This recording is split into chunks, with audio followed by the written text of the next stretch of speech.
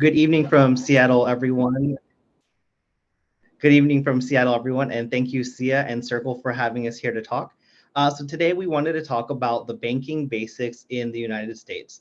Many of you are coming from different financial systems, so we wanted to give you a breakdown on how the U.S. financial system works to help make your transition here a little less stressful.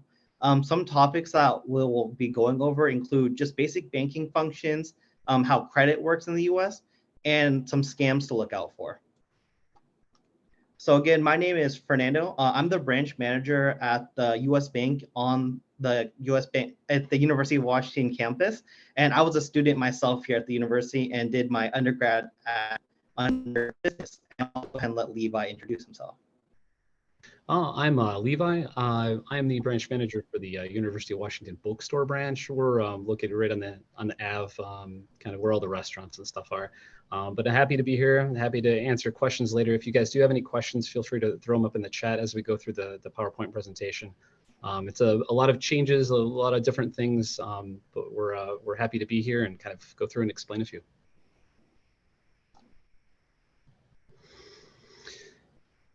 All right, so managing your checking account. The big part of banking in the States is just having a basic account to have money in, use that money, spend it, whether it be at those restaurants on the Ave or paying tuition or paying your friends back for lunch.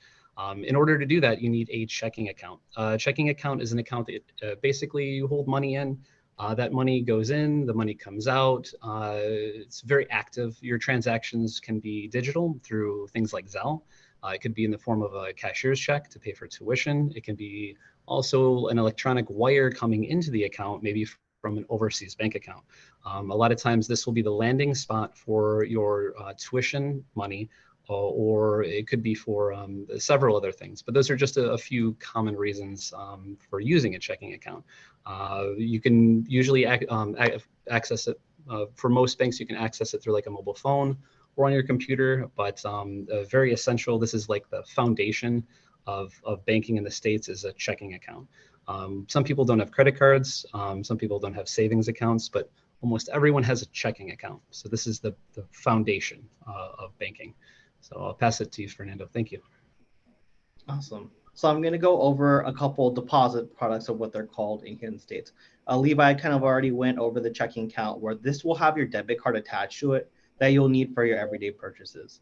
There are also savings accounts that you can use to keep your money in a separate account. They sometimes earn interest, but the primary function is not linked to your card for safety.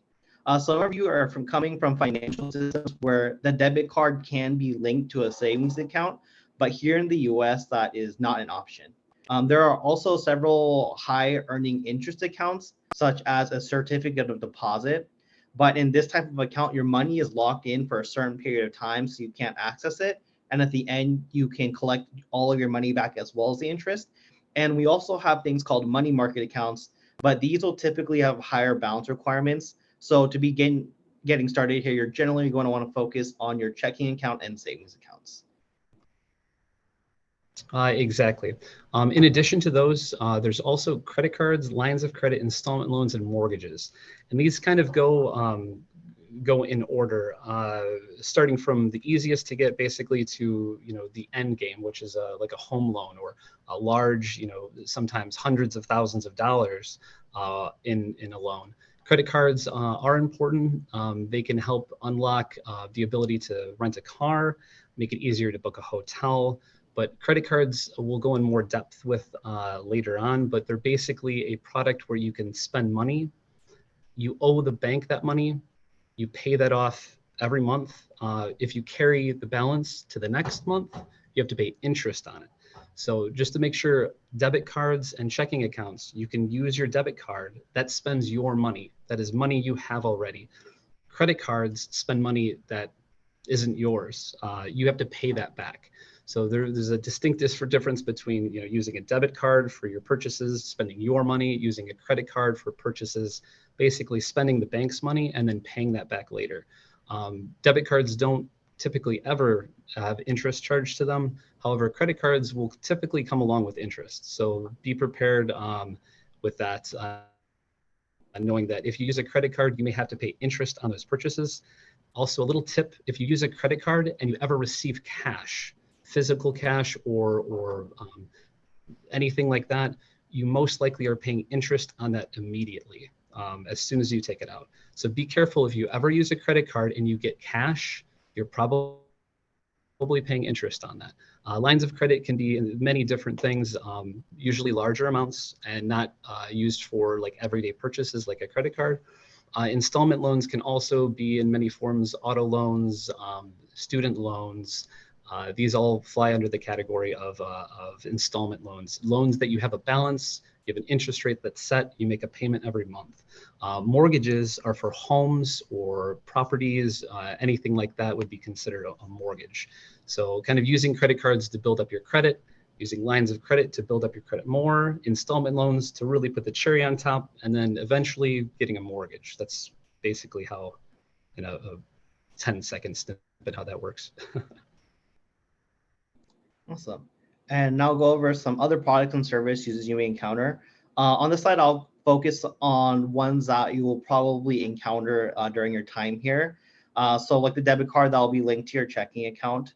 ATMs, you will generally be able to use your own ATMs, bank's ATMs with no fees.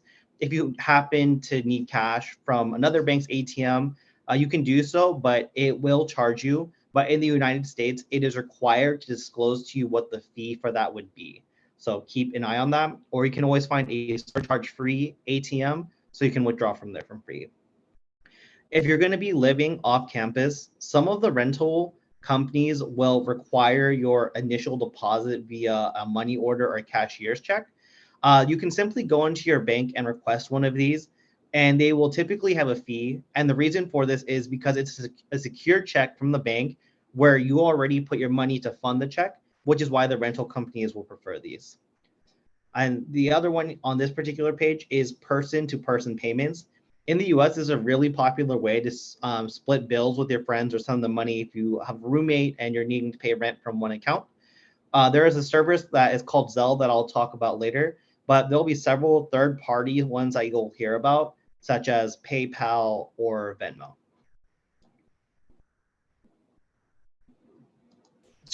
Very good. So there are some requirements for opening up a checking account. No matter what, if you have a social security number or if you don't, as long as you have your passport, some form of ID, whether it be like a foreign passport or like a US passport. If you have like a driver's license, that works as well from the States, like a US driver's license or US state ID. I can just go through here. So basically, if you have a social security number or international tax identification number, we need one of the following: passport, your driver's license from the United States, or a United States like identification, like a state ID. If you do not have a social security number or international tax identification number, and just to make sure, the international tax identification number can be a little vague, but if you do not have one, we'll need your foreign passport, completed W-8, which is a form. We can help you through that too, and a valid visa or an I-94. So these are the requirements. You can see what category you fall under if you do or do not have a social security number or international tax identification number. So back to you, Fergie. Yep, awesome. So let's say you end up opening an account here and you don't have your social security number, but down the line you find a job on campus and you end up getting a social security number. When something like that happens, you're going to want to visit your bank and update your social security number to the bank account. It's very important because there are certain tax forms that we will need to update for you. For example, if you don't have a social security number, any bank you go to is going to ask you to fill out this form called a W-8 Ben. Once you have a social security, and they'll send that to you every year during your time here if you don't have an SSN. Once you get a social security number and you visit your bank, they will help you fill out what's called a W-9 form, and they will only do it one time and they will stop sending you any other forms. So mobile and online banking, you probably use some type of app right now if you have a foreign bank account that allows you to check your balances, maybe make deposits, send money to friends like WeChat Pay, or Alipay. There's lots of different ones. So mobile and online banking in the States, typically with most banks, will allow you to deposit a check, send money using Zelle or QuickPay. There's a couple other names, but Zelle and QuickPay are the most common. You can pay bills, set up auto payment. Most banks will allow you to schedule a check to be mailed out to, say, pay your rent. A physical check will be mailed out from the bank to pay for expenses. A lot of times it ends up going for rent. So just make sure you take advantage of the mobile and online banking. Make sure you have the app downloaded with whatever. I would say most large banks have decent apps. Just make sure that you know how to use it. You keep track of it. If there's an issue with your account, if there's money being taken out that isn't from you, you can at least keep an eye on it. You know when it happens, you can report it to prevent any losses, financial losses for you. So it's a great way to keep track of it and just stay on top of your finances and a lot of other things. But I'll pass it back to you, Fernando. Awesome.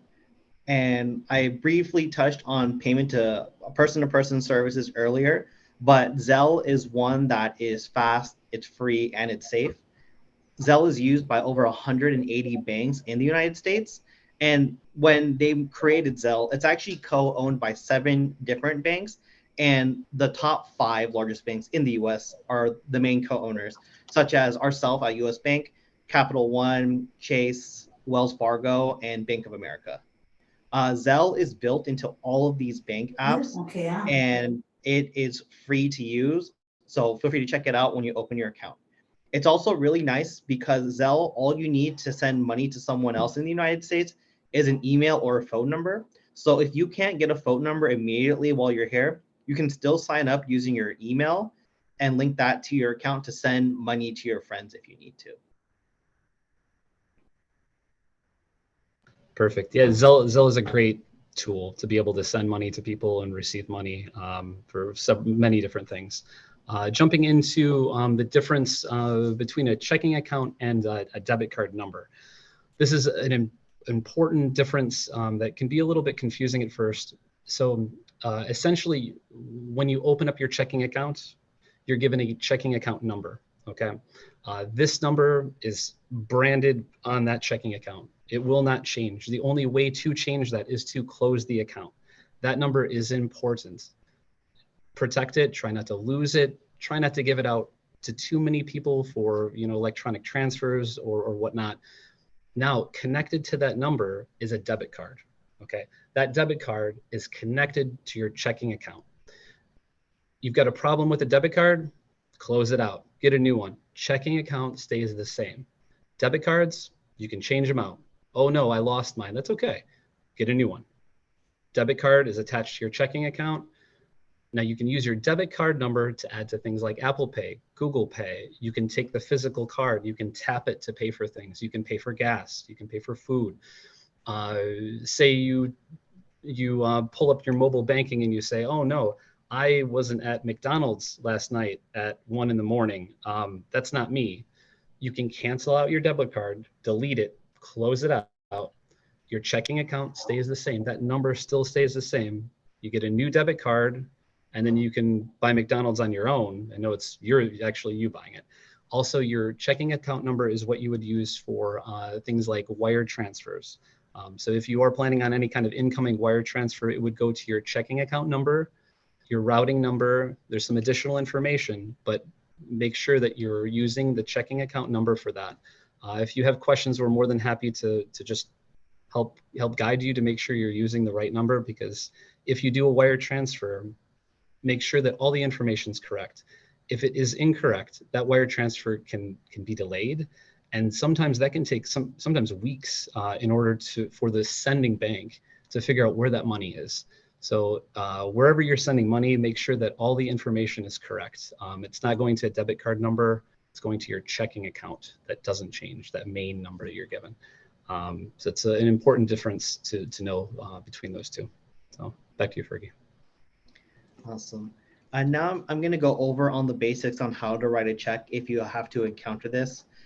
Here in the United States, this is one form of way of you can send people money. It's a little bit older, but I will go through the numbers here. So the first thing, these will be on a check that if you receive one from your bank, you can choose to order them, and they will send you a book of checks that you can use. But over here on number one, this is a routing number. This is a 9-digit number that indicates the bank that it's coming from. Number two will have your account number listed there. And number three is that particular check number. On the date line, number four, you'll enter the day that you wrote the check. Number five is the pay to the order line. So for example, let's say you're paying your UW tuition and you have a check, you would write University of Washington there. In box number six, you would write the amount. So in this example, they wrote $88.15. On line seven, you spell that out. So like it says there, 88. And then when you're notating the cents, you can do it as a fraction as they show there. If there is no cents, you can just write only or just leave it as 88. On number nine, it's for, you can choose to put something in the memo line unless the person receiving it wants something in particular. For example, if you're paying UW tuition, they're going to want you to put your student ID number in that line.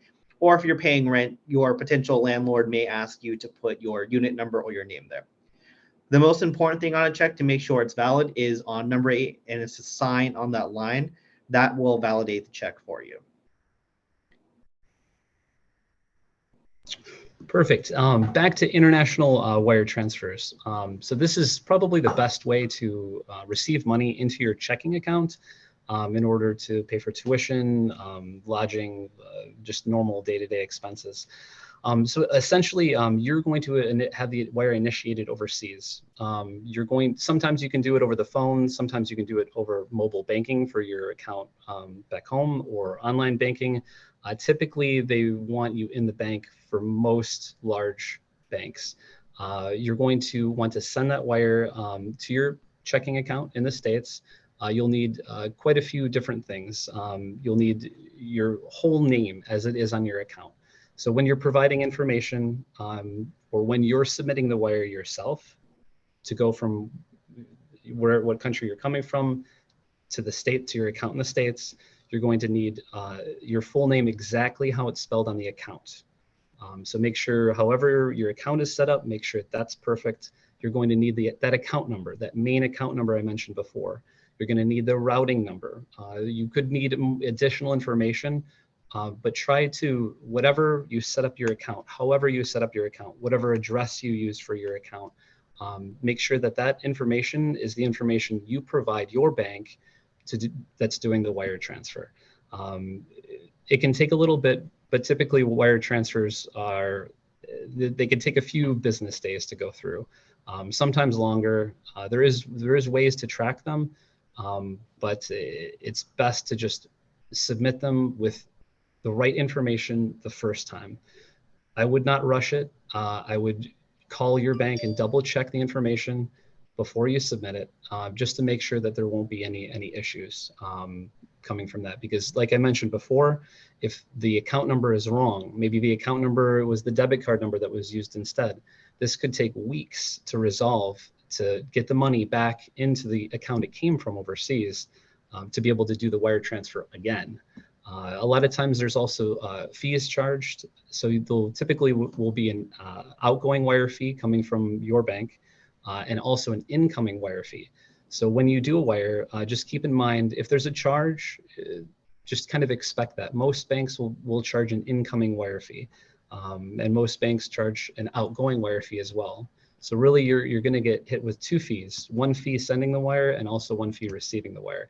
Typically these fees are small. Sending wires are between, I don't know, $15 and $50, depending on the rules of the bank. And I would say incoming wire fees are between $5 and maybe $30. That's just a ballpark, but typically it'll stay within that range. So I'll pass it back over to you, Fernando. Thanks.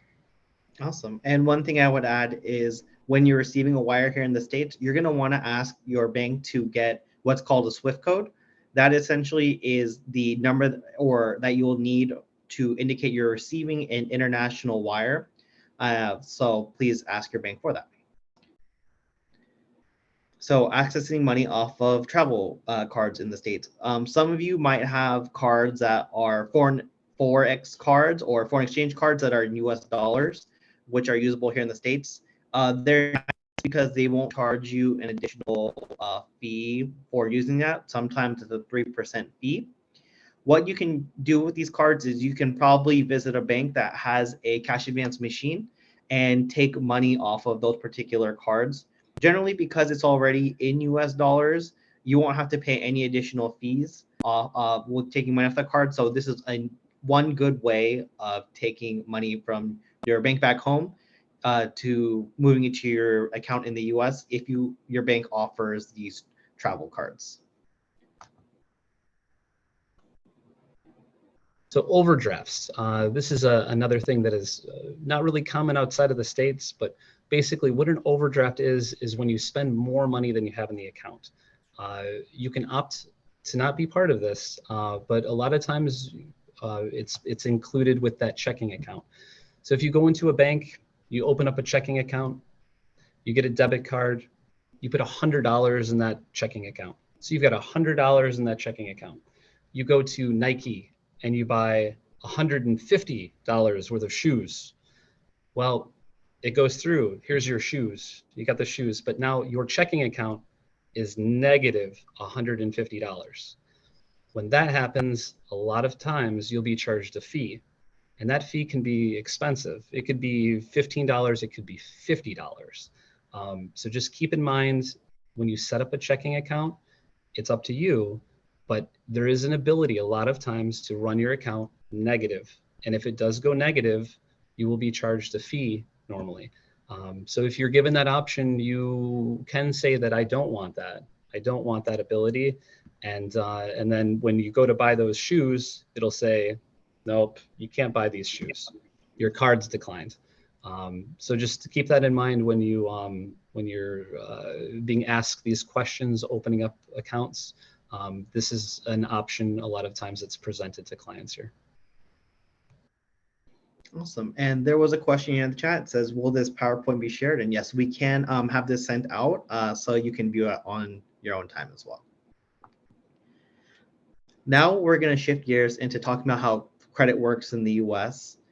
And credit can unlock many opportunities while you're here. And I'm going to talk about some of the near-term benefits that can help you now, as well as for the line. I would say if you're definitely going to be staying in the US for 2 years or more, and you end up getting a social security number, it would be a very good idea to start building credit, especially if you're going to look into being here a long time, because it's one of the foundations of being able to buy a car or even getting a house down the line here in the US. So I'm going to pass it off to Levi to start us off. So credit is very important. It takes time to build it. There's a lot of different things that affect your credit score, but it is kind of a game. And if you look at it as a game, you'll do well. So credit's important. It allows you to obtain higher limits, get credit cards with rewards for, say, like Delta Airlines. Eventually, you spend enough, you get good enough card, maybe you end up in their Sky Lounge. How to qualify for things is another thing. Say you are looking to get a really nice apartment, and that apartment has an application process, and that process requires a minimum, say 700 credit score. It could prevent you from getting that apartment if your credit isn't, high enough for it. So that's why it's important to keep track of your credit, also actively work and to build it, and also maintain it over time with, there's many different factors that go into it, but the biggest thing is just to keep track of it, do what you can to build it. That will unlock things like being able to get that nice apartment, or qualifying for a car loan, or getting a higher limit credit card. So there's a lot of things that go into building credit, but it's a very important thing, if you, like Fernando mentioned, if you are staying here for a while, to build up. So thank you. Awesome. So what is credit? It's essentially about borrowing the money with the understanding that it will be repaid. How this works in this case is credit score is the number between 300 and And the higher the score essentially means the more likely you are going to be able to repay the debt that you have. What do you say if you might be saying, well, do I start at the lower end at 300? If you don't have any credit, you don't actually start at the lowest or 300. You start at nothing actually. So, and then here is an example of that. And then Levi can kind of talk about this one. So like you mentioned, credit is on a scale 300 to 850. As Fernando mentioned before too, when you don't have credit, you don't really start anywhere. You just don't have any credit. It's best to actively work to get your score as high as you can. There's many different things that are calculated into this score. There's many different ways to check this score as well. But a big thing is having lines of credit. The biggest thing is having the ability to borrow given to you first. So starting out with one credit card, maybe getting 3, using it once a month, even on like a bottle of water, okay, that still counts. So I would say one of the biggest things for building credit at first is to take that card and to use it. Make sure you use it at least once a month. It could be $1. Make sure that you pay it off right away.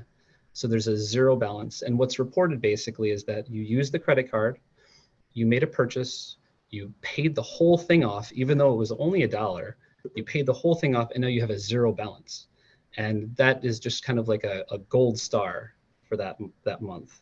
And the more credit cards you have, the more gold stars you get at the same time, and the faster you can build your credit up. I would say when you're starting credit, starting to build credit, this is probably one of the more effective ways to do that in a shorter period of time. But there's many factors that go into this, and it's always changing too.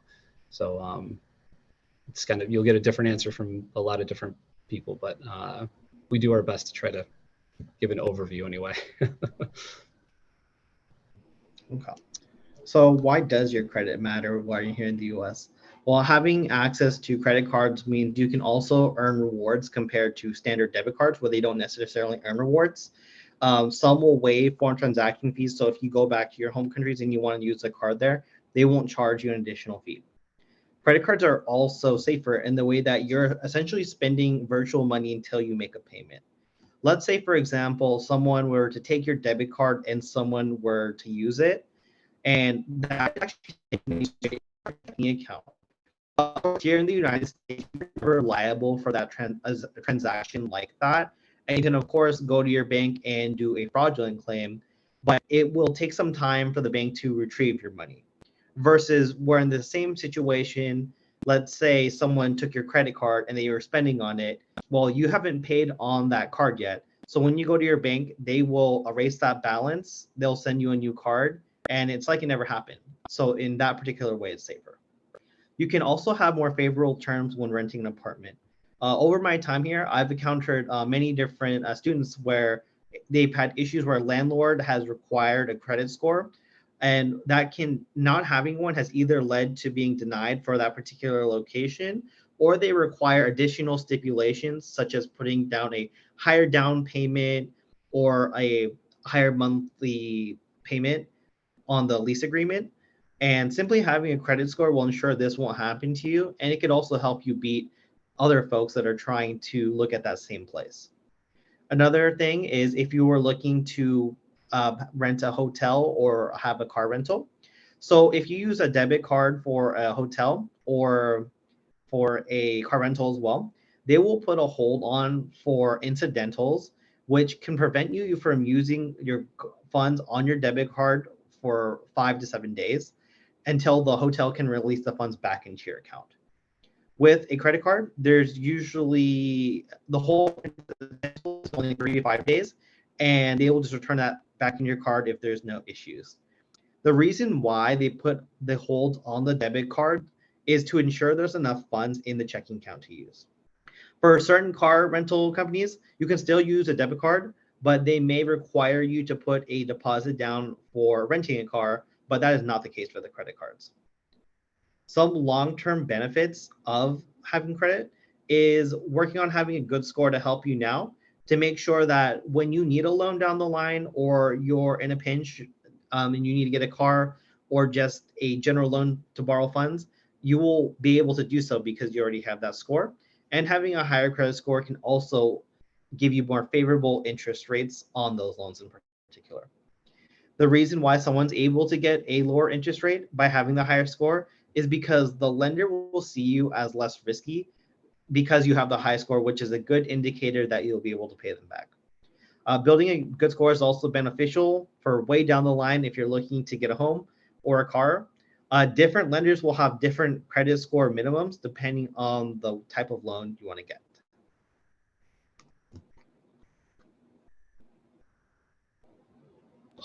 That's perfect. And adding to that too, it can really help if you ever start a business here.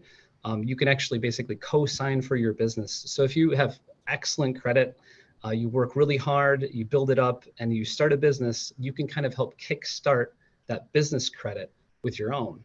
So there's really a domino effect with it, and definitely something to strive toward. Financial responsibility. This is basically just paying your bills. Many times, at least with credit cards, there's no limit on how often you can pay it. So if you want to, you go to a restaurant, and this is not for all banks, but most banks, I would say, don't have a limit on how often you can pay their credit cards. So if you make a purchase, maybe later the next day you pay it off.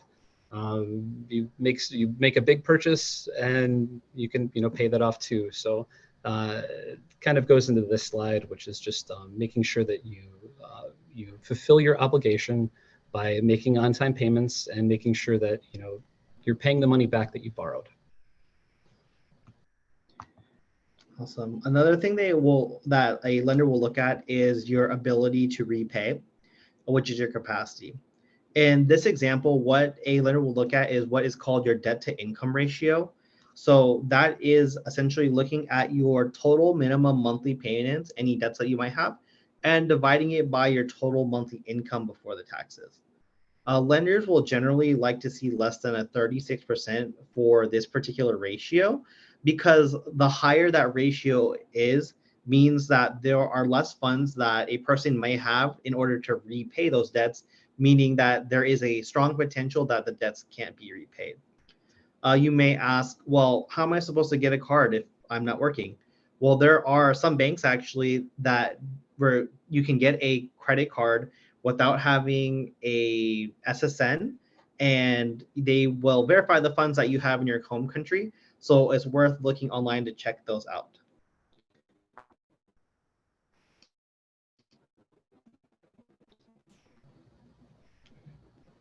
Perfect.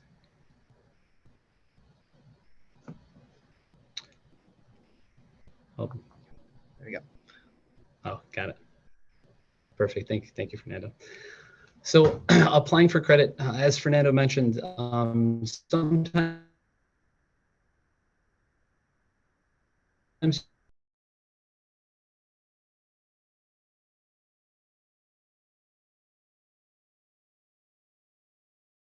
you don't necessarily need a social security number. When you do apply for credit, you're going to need your social security number, your numbers, the one to know the balances of those accounts. They may even ask for statements to prove that you actually have those balances.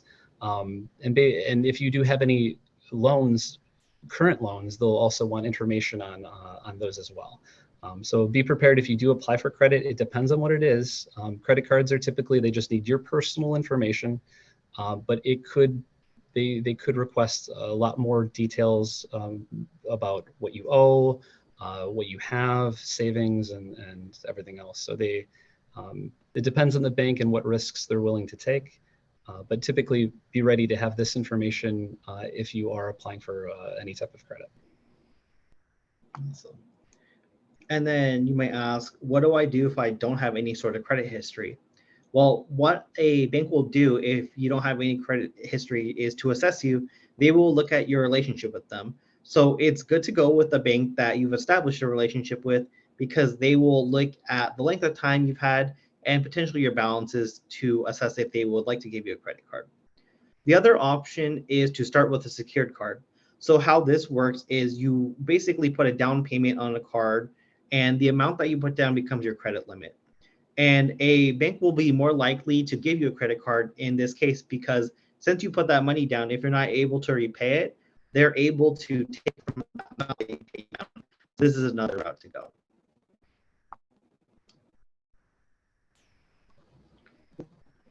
And then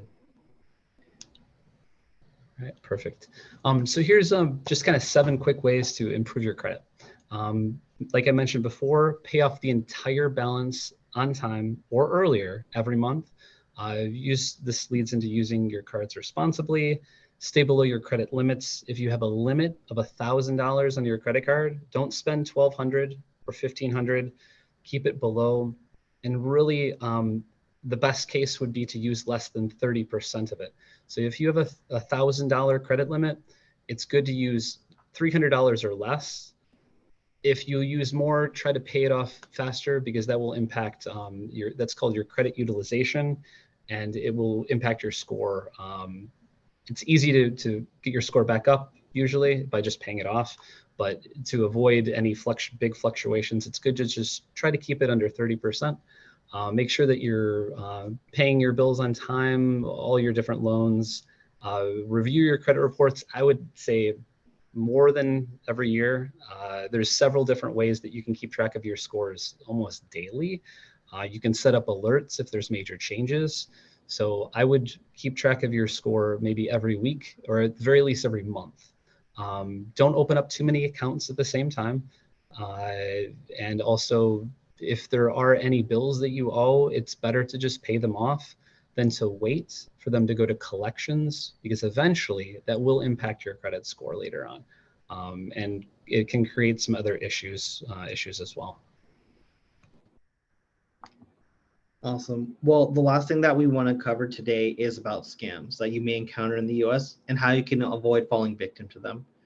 The one thing I want to say is you want to always feel safe and comfortable going to your bank and talking about a situation before acting on something. Some things where scammers might try to scare you by name dropping people you know or telling you things about yourself that they're probably able to find online. But the biggest thing to keep in mind is to not send these people money or gift cards. As a side note, in the US, if anyone ever threatens to arrest you, you can immediately ignore them because in the United States, the police will never call to arrest you. They will just show up if there was truly an issue. So I'm going to hand it over to Levi to talk about the potential scams that you may encounter. So this is a huge one. And like Fernando mentioned before, if you feel uncomfortable with something or you're suspicious about a transaction or a person, whatever bank you should be comfortable enough to go into, ask them, is this normal? Is this right? Is there anything else I should be doing? Because a few of these calls I've heard personally at my desk where there is someone that is shouting, very aggressive with the client, pressuring them to give money, or they're going to have something very bad happen to them. And just me listening into that conversation on speakerphone between the client and this scammer, it scared me a little. They can be incredibly aggressive. So even though it can be scary sometimes, just make sure you're comfortable enough to go in and talk with somebody at the bank. I would say most people, Fernando and myself especially, we despise this, and we will do everything we can to make sure that your money's safe and you're not being harassed. These scams can come in the form of checks in the mail, job offers where you're given a $1,500 check to buy a laptop, and oh shoot, it was only $1,200, so send me $300 back of that. It could be if you're subleasing your apartment.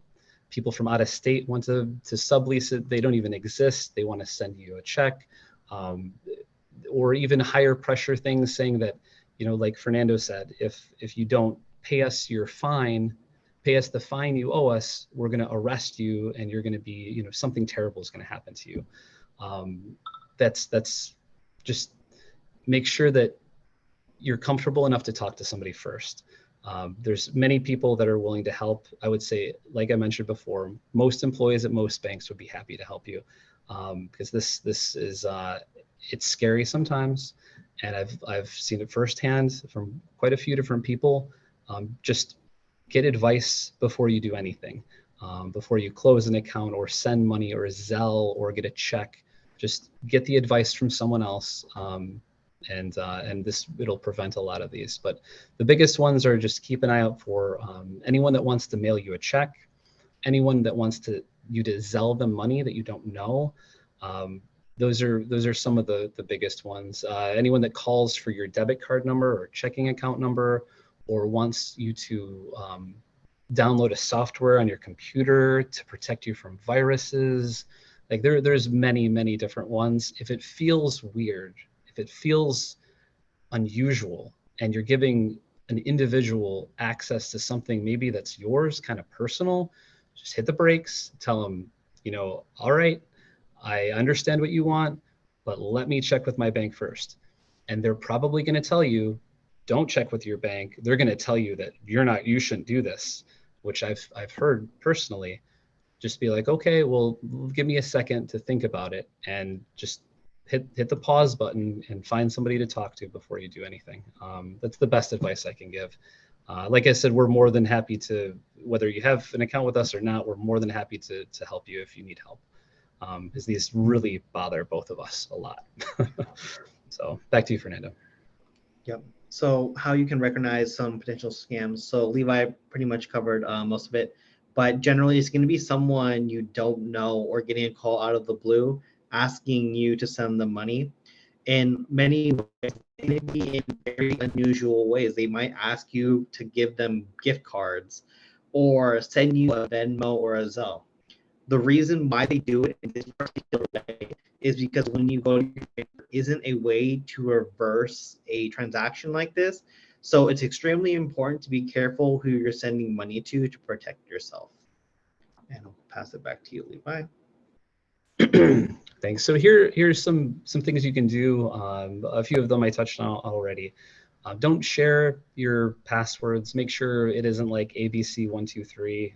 Add some symbols, make it unusual, or even like a passphrase that might be quite a few characters, but still is easy for you to remember. Only talk with, for banking things, try to bank with someone who at least you can go to a branch. There's a lot of online banks and there's nothing wrong with them, but at least if there's a physical branch, you can stop in and you can talk to somebody about it. That way, if you get a phone call and says, hey, this is Chase, we've got something we want to talk to you about, you can be like, okay, I'm just going to go down to the branch. So just make sure you're actually talking with the company that, whoever is trying to contact you is saying they're from.